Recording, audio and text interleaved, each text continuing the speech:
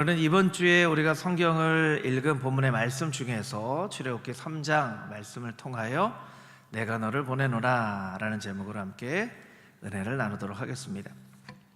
저는 목회자이지만 또 설교를 하는 설교자이기도 하죠. 설교를 여태까지 많이 했던 것 같아요. 또 지금도 설교를 할 기회들이 많이 있죠. 얼마나 설교를 많이 했는지 설교문을 다 보관하지는 않았지만 제가 설교문을 보관하는 게 있는데요. 사진으로 한번 보여주시면 이제 여태까지 설교했던 설교 중에 버리기도 하고 모아놓기도 하고 한 그런 설교문이고요. 다음 사진 보여주시면 이게 작년 재작년 2022년 2023년 2년 금호중앙교회에서 설교했던 설교문을 제가 설교 수요일 금요일 이제 주제별로 설교하기 때문에 이게 끝나면 정리해야지 하고 모아놓으니까 저만큼 되더라고요. 그러니까 참 설교를 많이 하죠. 설교를 준비하는 일은 설교를 어떻게 할지 본문을 정하고 기획하고 또 본문을 묵상하면서 이 본문 가운데 하나님께서 어떻게 말씀하시는지 그 말씀을 성도님들이 듣기 좋은 설교문으로, 때로는 조금 위트 있는 농담을 해서 마음을 좀 풀어드리기도 하고, 때로는 좀 감동적인 시를 이렇게 소개를 해드리기도 하고, 그렇게 이제 설교문을 작성을 합니다. 설교문을 작성을 하는 일이 때로는 하나님의 은혜를 주셔서 잘 작성이 되기도 하고, 때로는 막 체한 것처럼 그냥 꽉 막혀서 글자를 한 글자도 타이핑을 못하는 때도 있고, 좀 그런 때가 있어요. 그리고 또 설교문을 작성하는 것으로 끝나지 않고, 지금도 이제 좀 제 목소리가 평소 때처럼 꾀꼬리 같은 목소리가 아니잖아요, 여러분. 약간 목감기에 걸려가지고 금요일부터 좀 목소리가 좀 좋지 않은데, 이제 감기에 걸리거나 컨디션이 좋지 않거나 마음 상태가 어떤 건 상관없이 변함없는 모습으로 여러분 앞에 설 때는 할렐루야 하면서 설교를 해야 되는 것도 저에게 그렇게 쉬운 일은 아니에요. 그런데 여러분, 설교자로서 가장 힘들고 괴로운 일은 여러분 뭔지 아세요? 가장 힘들고 괴로운 일은요, 꼭 설교가 끝나고 나면 오늘 설교를 이렇게 했어야 되는데 하는 생각이 드는 거예요. 참 하나님도 야속할 때가 많은 게, 설교하기 전에 설교를 위해서 기도하면서 준비를 한단 말이에요. 설교를 이렇게 해야지 기획하고 준비하고 또 준비하고 하는데, 꼭 설교가 끝나고 나면 오늘 서론은 이렇게 했어야 되는데, 오늘 본론에서는 이렇게 좀 강하게 메시지를 전했어야 되는데, 오늘 이 설명은 왜 이렇게 길게 했지? 이건 왜 이렇게 설명을 못했지? 설교문을 다 적어놓고도 그냥 완전히 다 빠뜨리고 설교를 하는 때도 있고, 설교가 끝나고 나면 그게 꼭 깨달아진다는 거예요. 그래서 설교가 끝나고 나서 이제 여러분들하고 인사하려고 밖에 서 있는데요, 사실 속마음은요, 쥐구멍에 들어가고 싶은 마음처럼 사무실로 그냥 숨어버리고 싶은 마음이 들 때가 많습니다. 그런 때가 많아요. 여러분은 그것을 잘 못 느끼셨겠지만, 그래서 사무실에 앉아있으면 오늘 설교 어떻게 했나 하고 좀 미련이 남기도 하고 후회가 되기도 하고, 때로는 그 후회가 며칠씩 가기도 하고 해요.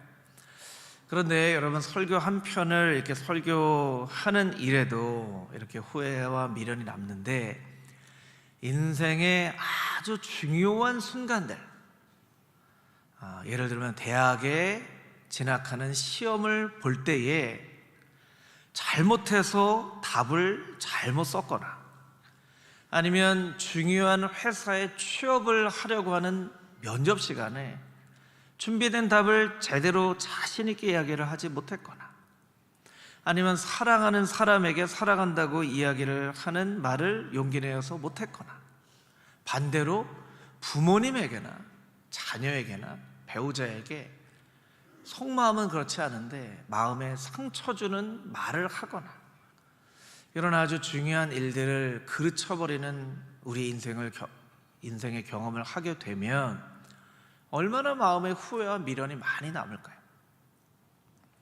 아마 여러분 가운데도 그런 후회가 되어지고 미련이 남는 일들이 마음 한구석에 늘 있는 그런 분들이 아마 많이 있으실 거예요. 여러분, 오늘의 본문의 말씀 가운데 나오는 모세도 마찬가지 그런 인생을 살고 있습니다. 단 한 번의 실수로 애굽에서 도망쳤죠. 그리고 미디안 광야에서 이름 없는 목동으로 40년 동안을 살았습니다. 이 40년이라는 시간도 참 길지만 40년 시간이라는 이 시간 동안에 모세가 얼마나 자신의 행동에 대해서 후회하고 원망했을까, 이것을 생각을 해보면 40년이라는 시간이 참 고통의 시간인 것을 우리가 알 수가 있죠. 내가 왜 그때 그런 행동을 했을까? 내가 왜 이스라엘 백성들을 아끼는 마음으로 애굽의 이스라엘 백성을 괴롭히는 사람을 쳐서 죽였을까? 그런 후회를 얼마나 많이 했을까요? 얼마나 많이 그 순간이 미련으로 남아있을까요? 내 인생을 돌이킬 수만 있다면, 내 인생을 그때로 돌이킬 수만 있다면, 아마 우리들의 마음 가운데도 그때로 돌이킬 수만 있다면 하는 생각들을 하며 살아가는 분들이 있을 것 같습니다. 오늘은 그런 인생의 미련과 후회들을 어떻게 하나님의 말씀으로 극복하며 이겨내며 살아갈 수 있을지 본문의 말씀을 통하여서 은혜를 함께 나누기를 원합니다. 본문의 말씀 6절에서 10절까지 있는 말씀을 우리 다시 한번 읽어보도록 하겠습니다. 6절에서 10절 말씀입니다. 시작.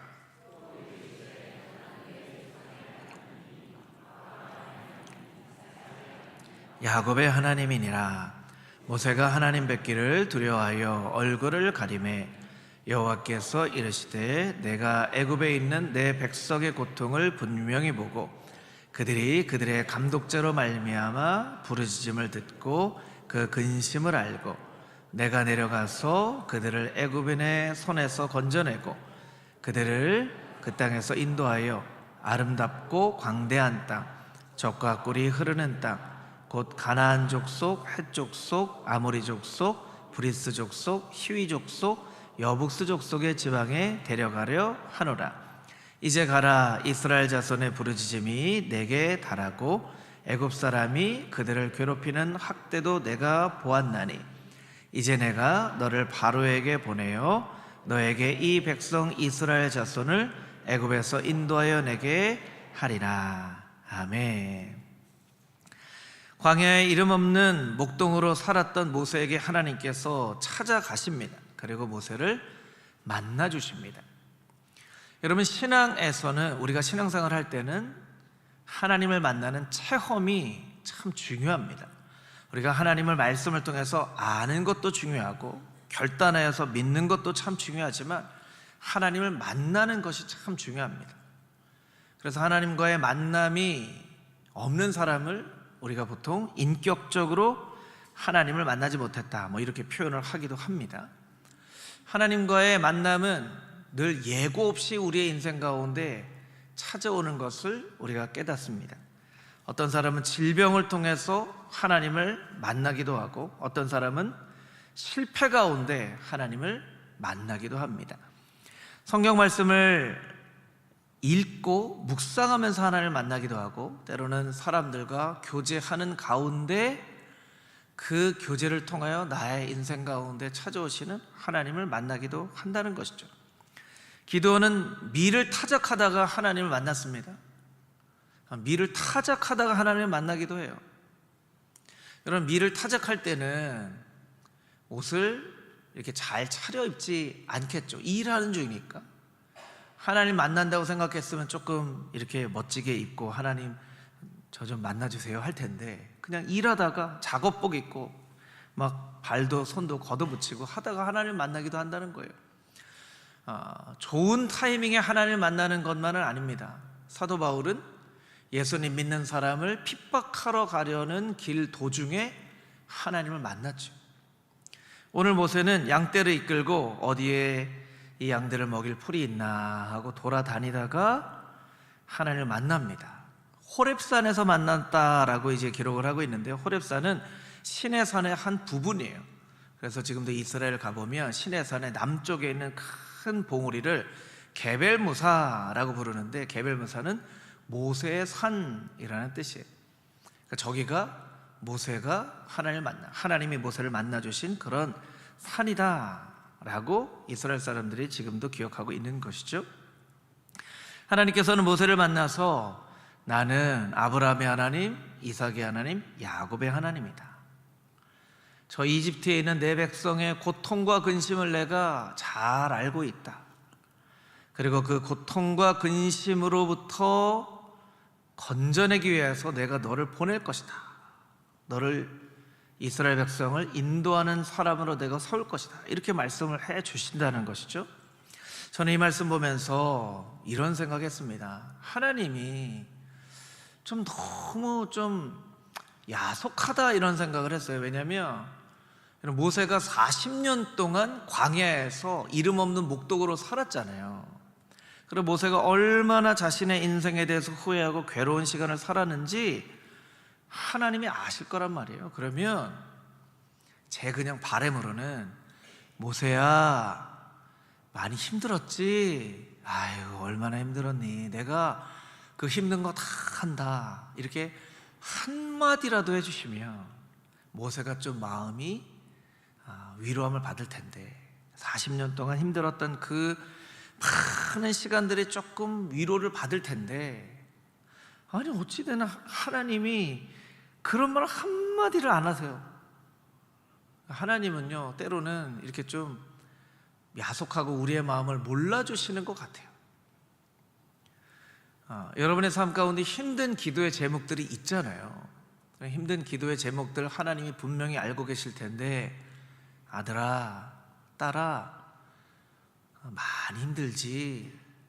내가 네가 얼마나 힘든지 잘 알고 있다. 이렇게 한마디 해주시면 그래도 마음 가운데 큰 위로가 될 텐데, 때로는 하나님이 그 말씀하시지 않고 애굽에 있는 니네 백성들을 너무 고통스러워한 거 안다. 내가 너 보낼 거야 라고 말씀해 주신다는 거예요. 물론 성경에는 하나님의 위로가 되는 말씀들이 많이 나옵니다. 많이 나와요. 그러나 오늘 본문의 말씀을 통해서 깨달아 아는 것은 무엇이냐면, 하나님은 때로 위로보다 사명을 통해서 우리의 인생을 변화시키신다는 거예요. 저를 따라서 같이 한번 해볼까요? 하나님은 위로보다도 사명으로 우리의 인생을 변화시키십니다. 위로가 필요 없다는 얘기가 아닙니다. 그런데 여러분, 위로는요, 뒤를 돌아다보는 것이죠. 뒤에 있는 것을 돌아다보는 거예요. 후회도 미련도 다 뒤를 돌아다보는 거예요. 그런데 뒤를 돌아보는 것으로는 치유가 되지 않을 때가 있어요. 앞을 향해 나가다 보면 나도 모르는 사이에 치유가 되어지는 때가 있는데, 우리가 자꾸 뒤를 돌아다보고 위로가 필요하다, 치유가 필요하다 하면 오히려 위로와 치유를 집중하면 집중할수록 위로와 치유가 안 되는 경우가 많이 있어요. 때때로는 그것을 딱 내려놓고 사도 바울이 고백한 것처럼 내가 이전에 얻은 것은 다 잊어버리고 표대를 향하여 달려가노라 할 때, 과거에 위로받아야 했던 우리의 어떤 순간들, 또 우리의 후회와 원망이 있는 우리의 과거의 모습들이 미래를 향해 달려가는 그 과정 가운데 치유가 되어지기도 한다는 거예요.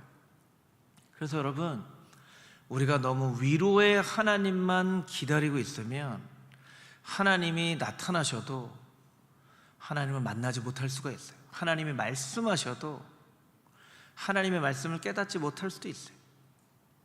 왜냐하면 하나님은 때로 위로보다도 사명과 부르심으로 앞을 바라봐야지, 앞을 바라봐야지, 앞을 바라보라는 그 말씀으로 우리를 치유하시기도 한다는 거예요. 여러분, 2024년 하나님께서 여러분에게 어떤 사명과 부르심을 주셨는지 잘 기억하고, 또 개인적으로 우리가 교회 표처럼 한 사람이 또 한 사람을 마음에 품고 기도하는 한 해가 되어질 때 여태껏 내가 얼마나 기도했는데 하나님 응답하시지 않으셨잖아요. 기도 응답이 이루어지겠습니까? 하는 것이 아니라 하나님 예전에 기도했던 것 다 내려놓고 이제 앞을 바라보며 앞만 바라보며 나아가기를 원합니다. 그렇게 하나님의 부르심과 소명에 아멘으로 화답하는 금호종항의 모든 성도님들이 다 되시기를 주님의 이름으로 축복합니다. 아멘. 11절 12절 말씀 우리 같이 한번 다시 읽어보도록 하겠습니다. 시작.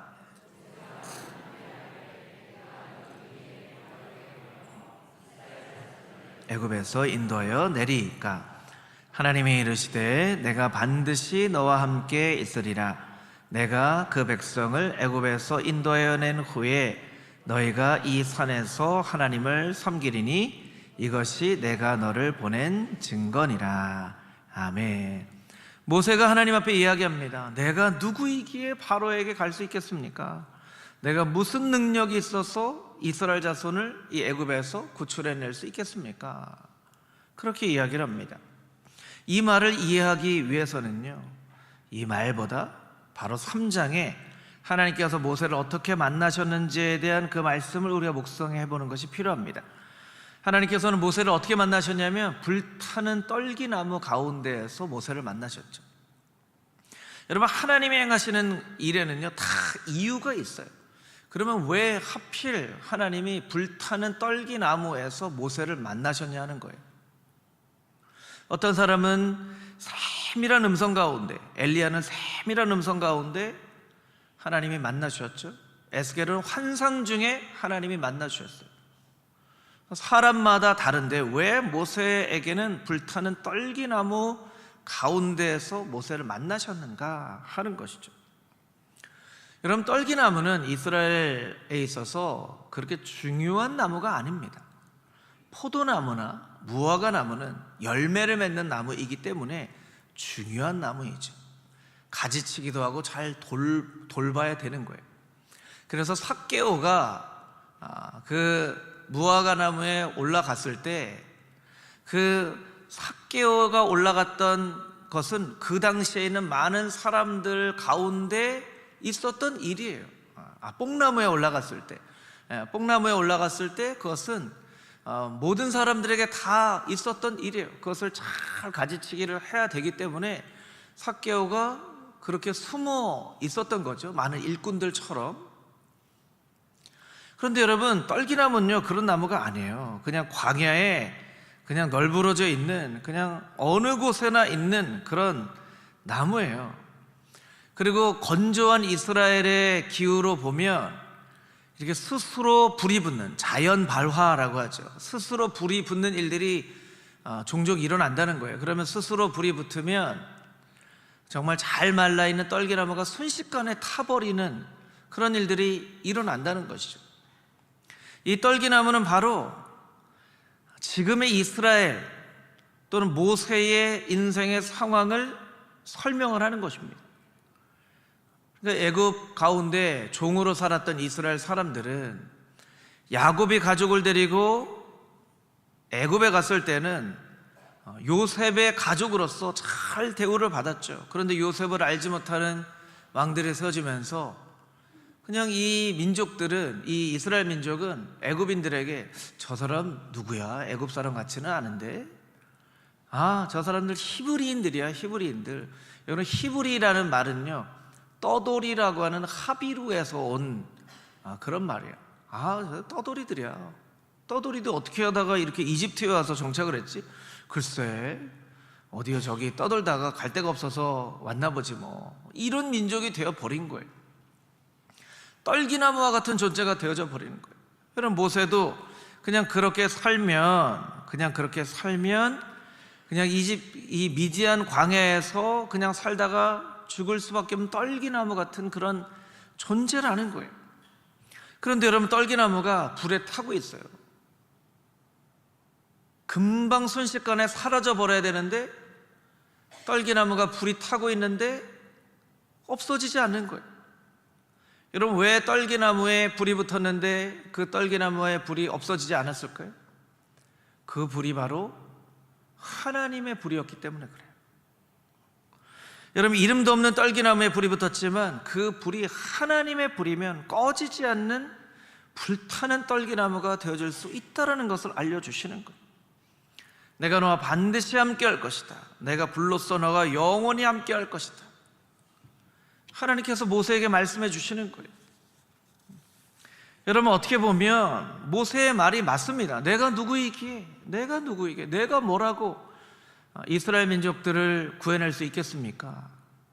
그런데 여러분, 떨기나무를 바라보면 그 떨기나무가 아무것도 아닌 그런 나무인 것을 깨달아 알지만 그 가운데 불타는 하나님의 불을 바라보면 그 떨기나무는 너무나도 신비로운 떨기나무가 되는 것이죠. 여러분, 우리의 인생도 마찬가지입니다. 모세의 인생과 마찬가지로 우리의 인생도 너무나도 평범한 떨기나무와 같은 인생이 바로 우리 인생이에요. 그런데 우리의 인생 가운데에도 하나님의 불이 임하면 영원히 꺼지지 않는 불타는 떨기나무 같은 인생이 되어줄 수 있다는 거예요. 여러분, 이것을 꼭 기억하고 하나님 앞에 우리가 어떻게 기도해야 되냐면, 하나님, 떨기나무와 같은 아무것도 아닌 나의 인생 가운데 하나님의 불을 내려 주시옵소서. 떨기나무와 같은 금호 중앙교회 가운데 하나님의 불을 내려 주시옵소서. 우리가 그렇게 기도할 필요가 있다는 거예요. 그러면 불타지만 영원히 꺼지지 않는 그런 너무나 신비로운 하나님의 임재하심이 나타나는 그런 불타는 떨기나무와 같은 인생이 되어줄 수 있다는 거예요. 여러분, 구약 성경에 보면요, 영원히 꺼지지 않는 불에 대해서 이렇게 설명하고 있는 그런 말씀이 있습니다. 레위기 6장 12절 13절 말씀인데요, 우리 자막을 통해서 같이 한번 읽어보겠습니다. 제단 위의 불은 항상 피워 꺼지지 않게 할지니 제사장은 아침마다 나무를 그 위에 태우고 번제물을 그 위에 버려놓고 화목제의 기름을 그 위에 불사를 찌며 불은 끊임이 없이 제단 위에 피어 꺼지지 않게 할지니라. 아멘. 구약에 꺼지지 않는 불은 제단에 피어진 불이에요. 여러분, 제사장들의 역할 중에 하나가 제단에 피어진 불이 꺼지지 않도록 늘 교대로 그 불을 잘 관리하는 것이죠. 제단에 피어진 불은 오늘날 예배 가운데 기도의 불, 찬양의 불, 말씀의 불, 예배의 불을 의미합니다. 여러분, 떨기나무 가운데 불이 타지만 꺼지지 않은 하나님의 불이 임한 것은 레위기 말씀으로 보면 우리의 인생 가운데 찬양의 불, 기도의 불, 말씀의 불, 예배의 불이 꺼지지 않게 하여 주시옵소서라고 기도하는 것과 똑같습니다. 여러분, 여러분의 인생을 바라보면서 하나님 앞에 기도할 때에 하나님, 나의 인생 가운데 꺼지지 않는 예배의 불, 기도의 불이 타오르게 하여 주시옵소서. 금호중앙교회를 위해서 기도할 때 하나님, 금호중앙교회 가운데 꺼지지 않는 하나님의 말씀의 불이, 성령의 불이, 기도의 불이, 찬양의 불이 날마다 타오르게 하여 주시옵소서. 그렇게 간절한 마음으로 기도할 때에 우리 인생 가운데, 우리 교회 가운데 꺼지지 않는 영원한 불로 함께 하시는 하나님의 놀라운 은혜가 있게 될 줄 믿습니다. 할렐루야, 아멘. 우리 마지막으로 13절, 14절에 있는 말씀을 같이 한번 읽어보도록 하겠습니다. 13절, 14절 말씀입니다. 모세가 하나님께 아뢰되 내가 이스라엘 자손에게 가서 이르기를 너희의 조상의 하나님이 나를 너희에게 보내셨다 하면 그들이 내게 묻기를 그의 이름이 무엇이냐 하리니 내가 무엇이라고 그들에게 말하리이까? 하나님이 모세에게 이르시되 나는 스스로 있는 자니라. 또 이르시되 너는 이스라엘 자손에게 이같이 이르기를 스스로 있는 자가 나를 너희에게 보내셨다 하라. 아멘. 모세는 하나님께 이름을 묻습니다. 분명히 애굽 사람한테 가면 너를 보낸 하나님 이름이 뭐냐고 물을 텐데 뭐라고 말하겠습니까? 여러분, 여기에는 모세 이런 마음이 있는 거예요. 하나님, 저랑 친하시지도 않으면서 뭘 가라고 하세요? 저는 하나님 이름도 모르는데요. 이런 마음이 있어요. 내가 누구 간데 나를 보내시겠습니까? 했지만 모세가 가기 싫은 거예요. 하나님, 40년 동안 저한테 아무 말씀 안 하셨는데 저는 하나님 이름도 몰라요. 그런데 저를 보내신다고요? 아유, 어떻게 하나님 이름도 모르는데 가서 하나님이 나를 보내셨다고 얘기합니까? 그렇게 얘기하는 것과 같아요.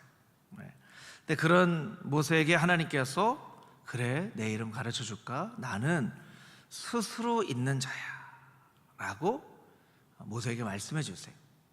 이 스스로 있는 자라는 말씀을 우리가 잘 이해를 해야 됩니다. 여러분, 이 세상에 있는 모든 종교는요, 그 종교에 기원이 있어요.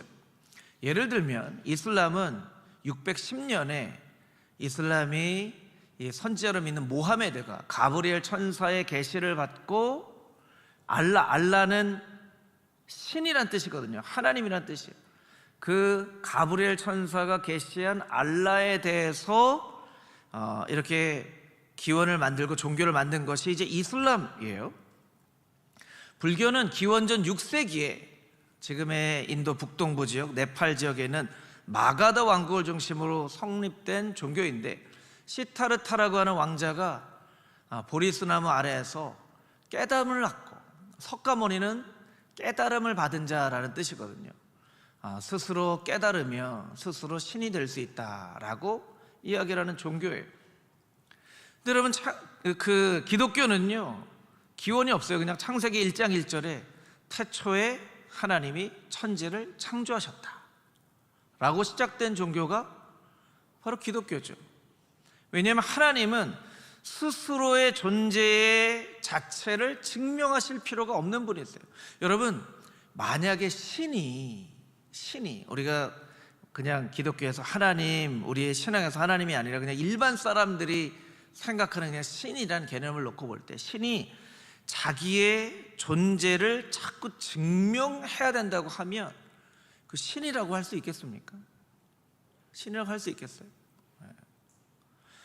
뭐 이렇게 표현하면 좋겠죠.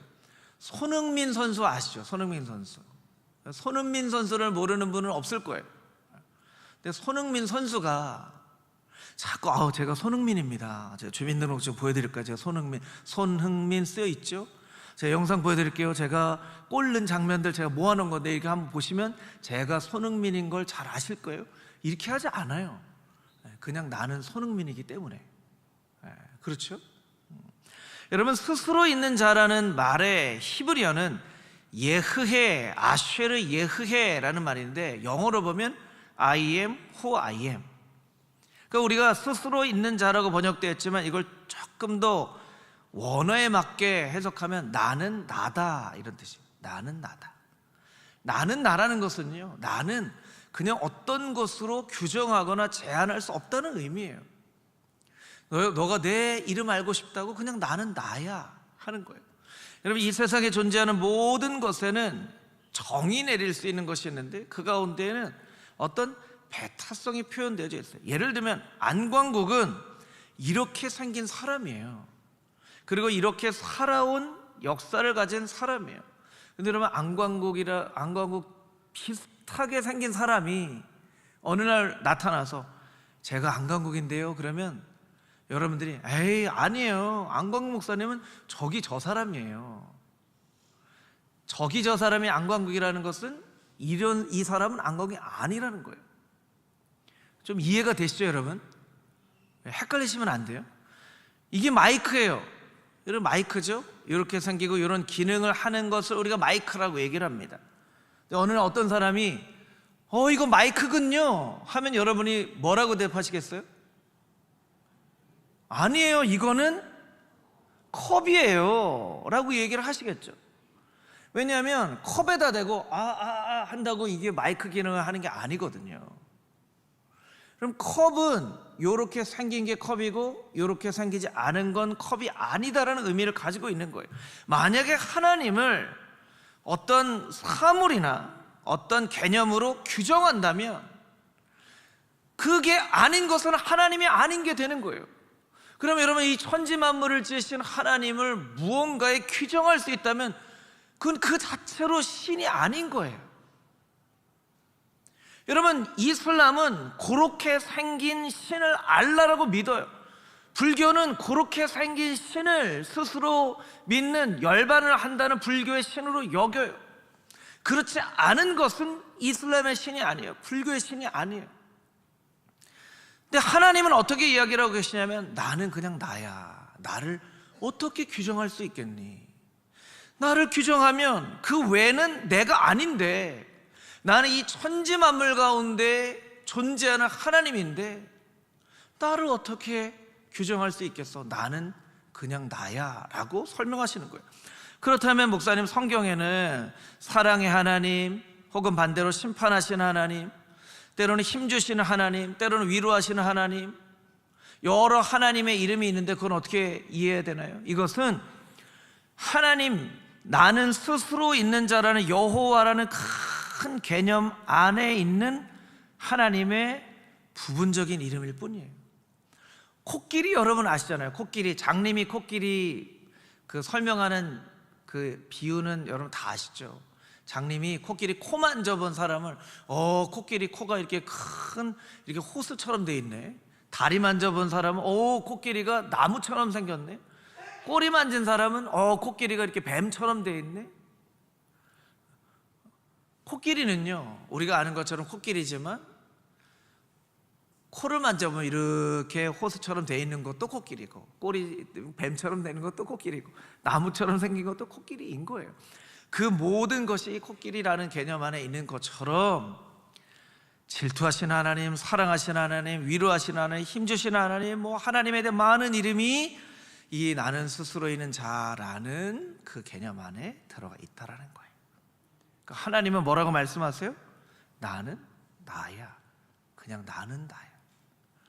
그 하나님이 너를 보내. 애굽에 가면 여러 신들을 만날 거야. 여러분, 10가지 재앙에 나오는 그 모든 것들이 이집트 사람이 섬겼던 신이에요. 이집트에 가면 파리의 신도 있고 메뚜기 신도 있고 어두움의 신도 있고 한데, 나는 그런 신들하고는 다른 존재야. 나는 그냥 이 천지 만물 가운데 있는 하나님이야. 이렇게 설명을 해주시는 거예요. 근데 하나님께서 모세에게 가까이 나오는 것을 허락하지 않으셨어요. 왜냐하면 그런 천지 만물을 창조하신 창조자이신 하나님 앞에 피조물의 모세가 가까이 나오는 것이 허락되어지지 않았기 때문에 그래요. 우리가 때로는 하나님 앞에 가까이 나아갑니다.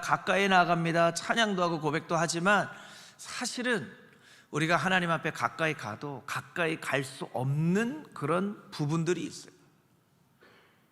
그런 부분들은 하나님이 우리의 삶 가운데 가까이 오셔야만 우리가 하나님을 알 수 있는 것이죠. 디모데전서 6장 16절 말씀, 우리 마지막으로 같이 한번 읽어보도록 하겠습니다. 함께 읽겠습니다. 오직 그에게만 죽지 아니함이 있고 가까이 가지 못할 빛에 거하시고 어떤 사람도 보지 못하였고 또 볼 수 없는 이시니 그에게 존귀와 영원한 권능을 돌릴지어다. 아멘. 가까이 가지 못할 빛이 있다고 말씀해 주셨어요. 우리는 우리의 노력으로 가까이 갈 수 없어요. 하나님이 우리에게 가까이 오실 수 있죠. 세상의 많은 종교는 자신의 노력과 자신의 어떤 수고로 가까이 갈 수 있다고 해요. 그런데 기독교는 그렇게 얘기하지 않습니다. 우리가 가까이 갈 수 없기 때문에 예수님께서 하늘 보좌를 버리시고 우리에게로 오셨다라고 말씀하고 계세요. 그 하나님이 모세에게 말씀하십니다. 내가 선 땅은 거룩한 땅이다. 모세가 서 있는 땅은요, 사실은 그냥 평범한 땅이에요. 풀이 제대로 자라지도 않고 나무도 없는 돌멩이 투성인 불모지예요. 그런데 하나님께서 거기 거하시기 때문에 그 땅이 거룩한 땅이라고 말씀하고 계세요. 내 신을 벗어라. 신을 벗는 것은 종들이 벗는 것이거든요. 네가 나의 종인 것을 기억하고 늘 신을 벗고 거룩한 땅에 서라. 그럼 내가 스스로 있는 자로서 너를 언제든지 만나줄 것이다. 너에게는 능력이 없지만, 너는 떨기나무와 같은 그런 금방 타 없어져 버릴 존재이지만, 내가 나의 불을 내려 영원히 꺼지지 않는 불로 내가 너를 인도할 것이다. 하나님께서 모세에게 말씀해 주신다는 거예요. 여러분, 우리의 인생을 바라보면 다 후회투성이입니다. 돌이키고 싶어도 돌이킬 수 없는 인생의 시간들을 되돌아보며 미련을 가지고 살아가는 것이 바로 우리의 인생인데, 하나님 앞에 간절한 마음으로 기도함으로 하나님 사명 붙잡고 하나님의 꺼지지 않는 불로 불타는 인생 되게 하여 주시고, 하나님께서 임재하시는 그 거룩한 땅에서 신을 벗고 나는 하나님의 종입니다, 말씀만 하여 주시옵소서. 그렇게 고백하며 하나님의 나라를 이 땅 가운데 이루며 살아갈 수 있는 금호중앙의 모든 성도님들이 다 되시기를 주님의 이름으로 축복합니다. 아멘.